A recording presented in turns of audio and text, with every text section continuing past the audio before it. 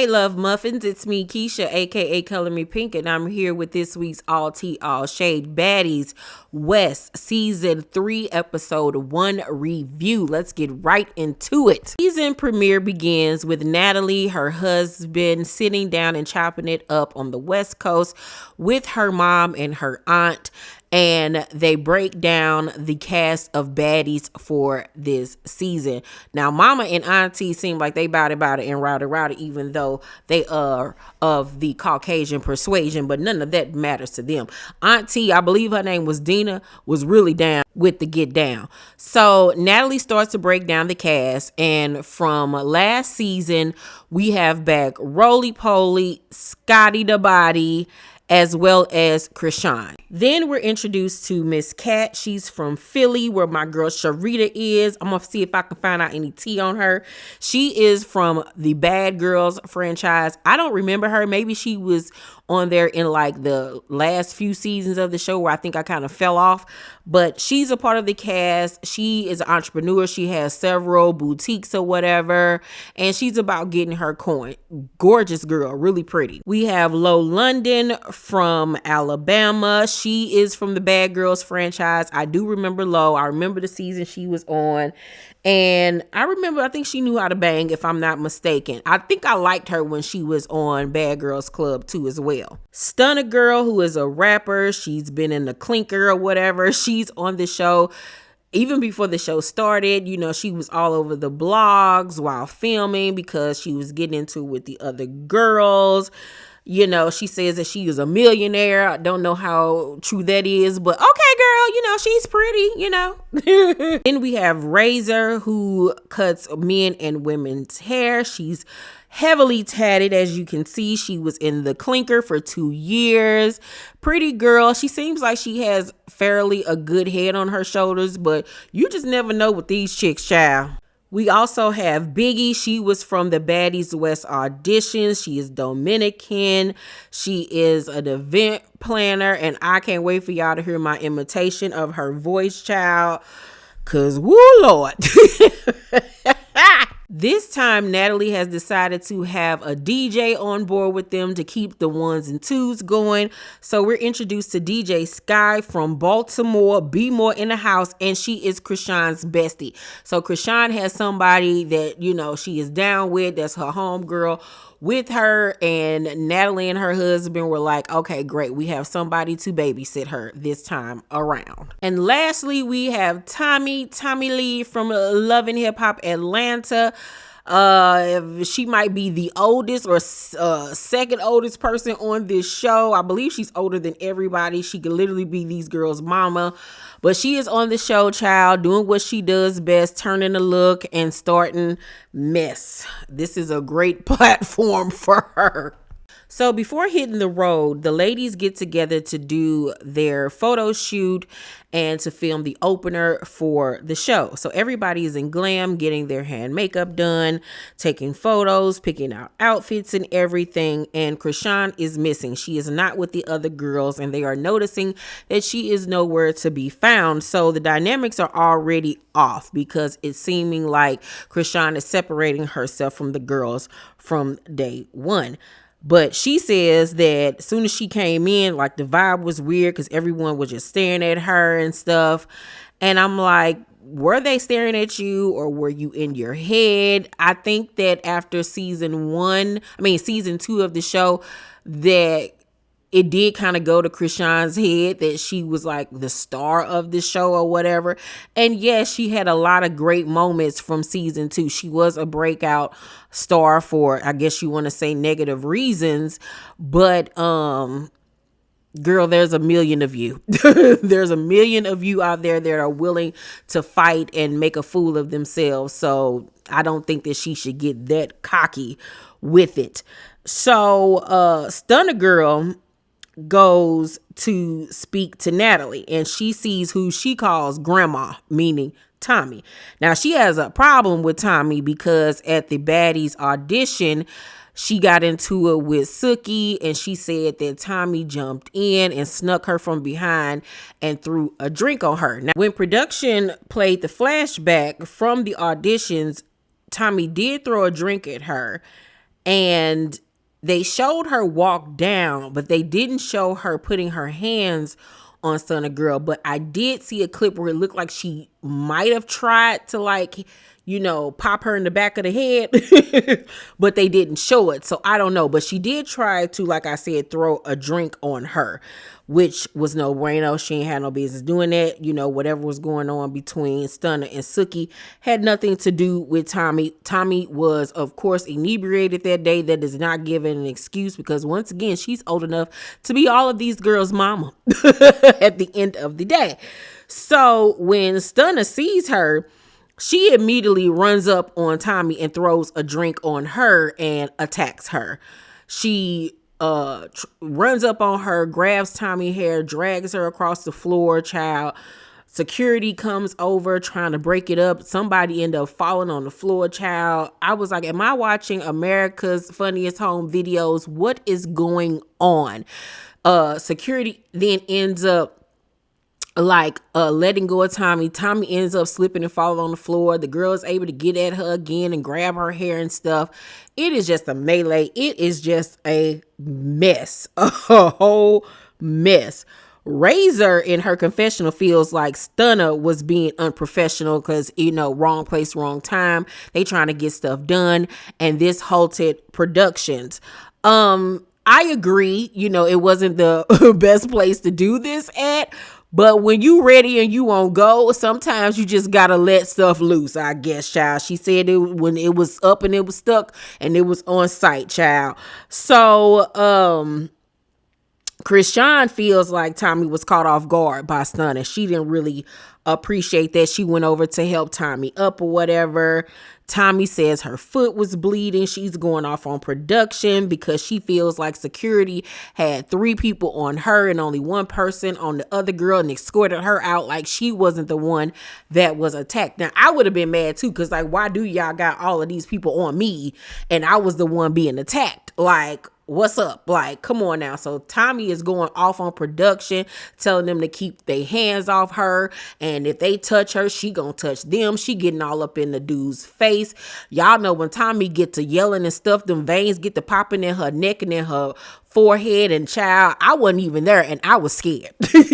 I was scared for my life. I was scared like she was yelling at me, honey. I wanted no parts of it, honey. No, ma'am. I felt like I was on first 48. No, ma'am. Nobody wants to be yelled at by Tommy. No. After yelling at security and scolding them, she then tries to give words of encouragement to the new girls to watch their back. And this is what she was trying to tell them at the auditions. And the new girls are just basically like, okay, girl, we hear you, big sis. We hear you, auntie, but we good over here. You know what I'm saying? It's nice to meet you. And then Tommy, in her robe, takes off her underwear and is trying to get security to sniff them and putting it on their head.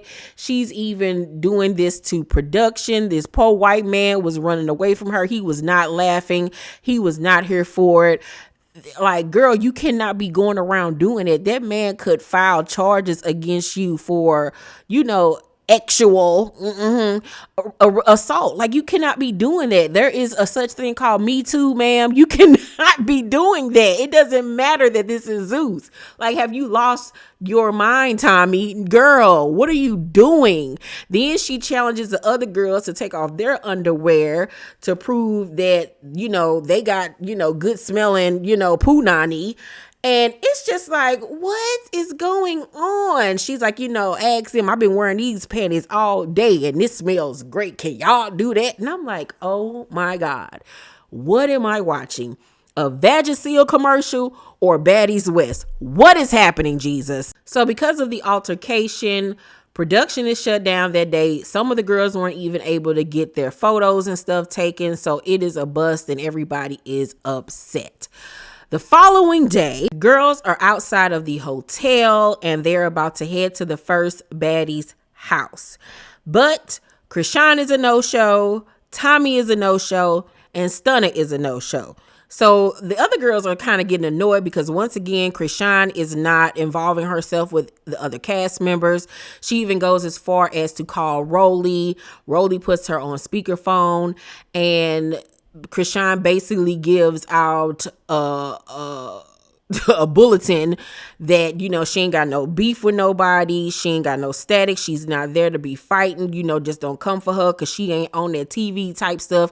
She don't want nobody using her for clout and for television time. As long as you're respectful for her, she'll be respectful to you. And I mean, it's cool for her to say that, you know what I'm saying? But it's just the notion that she feels like people are gonna be coming for her because she's Krishan and like she's the star of the show. Like Honey Girl got the big head. She has gotten the big head. So Tommy's still upset about everything that happened the other day, so she's not riding over to the house with the girls. Stunna is late, but she finally arrives and gets on the bus. She's still mad about what happened. She got her back turned, everybody not paying them really no attention. She got a scowl on her face. So everybody, like I said, gets in the Sprinter to head to the house.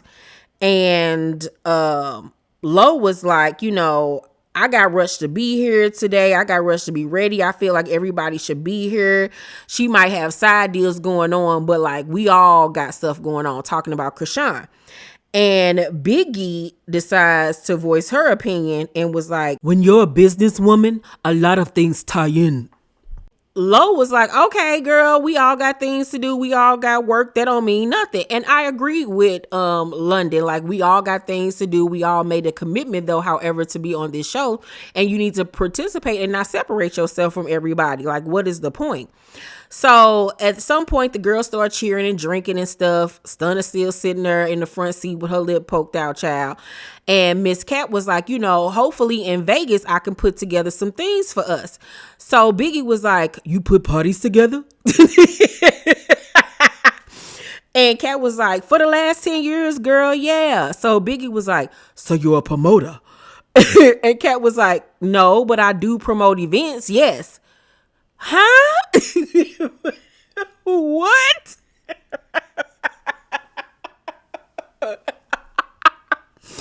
What are you talking about? Huh? That was a contradiction, ma'am. Like, it's either you promote parties or you don't. Like, I was confused. Like, I'm like Biggie, like, you know, even though I kind of felt like Biggie was kind of being antagonistic with her questions, but it was like, what are you talking about? So Biggie was like, but that means you're a promoter. So Kat was like, let me explain to you. You know, I have 3 stores, 3 businesses.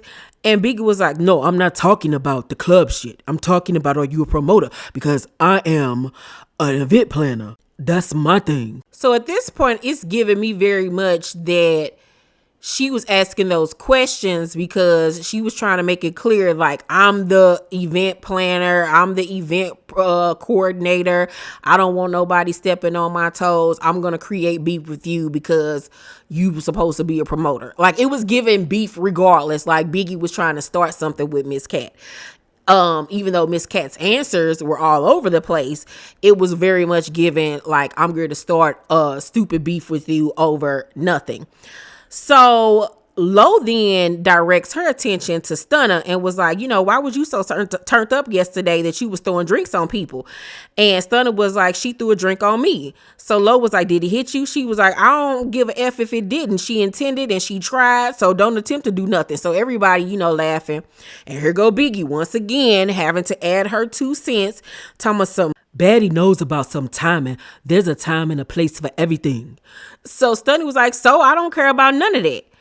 So I'm like, okay, it's obvious that Biggie is trying to get her little 2 cents in, trying to get her camera time, trying to show that she's dominant. Like, girl, you too big and your voice is too deep for you to be acting the way that you acting, and you too sloppy looking. Like, girl, I need for you to have several. Like, you doing too much. Like, leave people alone. Leave people alone. So at this point, Rolly makes it clear that she ain't taking nobody's sides. Like, she's cool with everybody.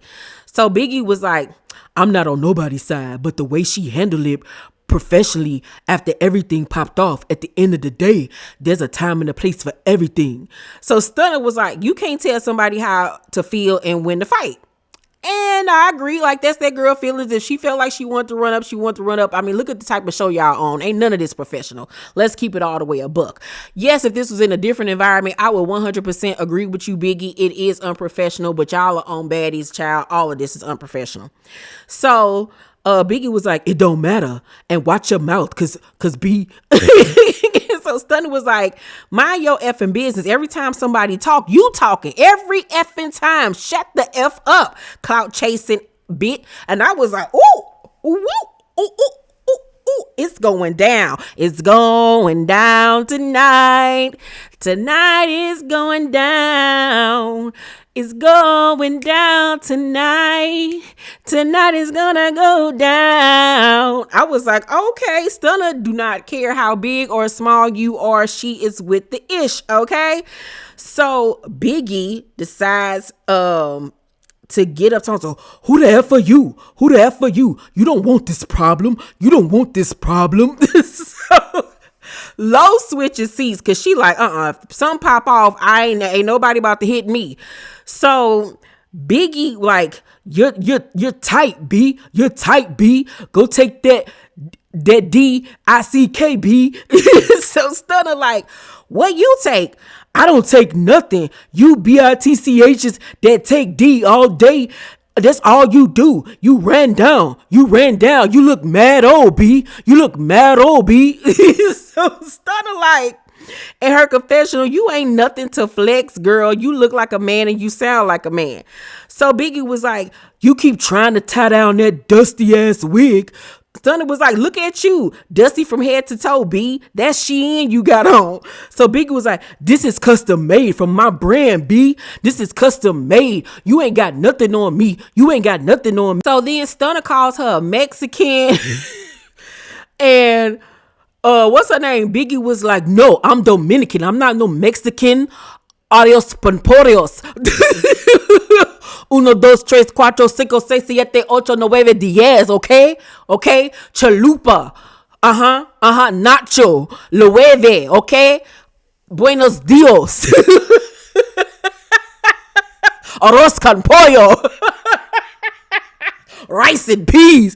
Girl, she get to going off talking like she Poppy, and I'm like, she just gives me butch lesbian realness. Like, girl, what is going on? So Stunner then throws razor bottle at her, and everybody like, whoa. So Stunner was like, everybody can get it. Like, she just going off at this point. And Rolly was like, who is everybody? So they get to going back and forth arguing and stuff. And Stunner then takes another drink and throws it at Rolly, and then her and Rolly get to bang it, and then here come Biggie jumping over the seat trying to help, and it is just a mess. I will say that Stunner came in hot. She came in very hot and, with an attitude and stuff like that. Biggie came in doing too much with her antics, and like I said, she just looked too sloppy for all of that. Like, girl, have several and sit down. Low, I felt, was doing just enough for camera time, but she wasn't being messy, but she was voicing her opinion, and she had every right to. But on next week's episode, her and Krayshawn gonna throw down. So far, I like Razor. Miss Cat kind of like threw me off with the promoter, not promoter type of stuff. I like Rolly, of course. I live for Tommy. Natalie is Natalie. Scotty, I feel like, is a cute girl with a really cute shape, but she ain't really about that life for real. But yeah, it was a great season finale. I can tell Biggie gonna get on my nerves. Like, girl, go snap into a Slim Jim and please go to bed, girl. Like, feminine it up. Like, either you gonna be a dude or you gonna be a girl. Like, I don't even know what you are. Like, at this point, like, I'm just so confused by the whole thing. Like, you doing too much. Like, just sit down somewhere, girl. Ugh, no.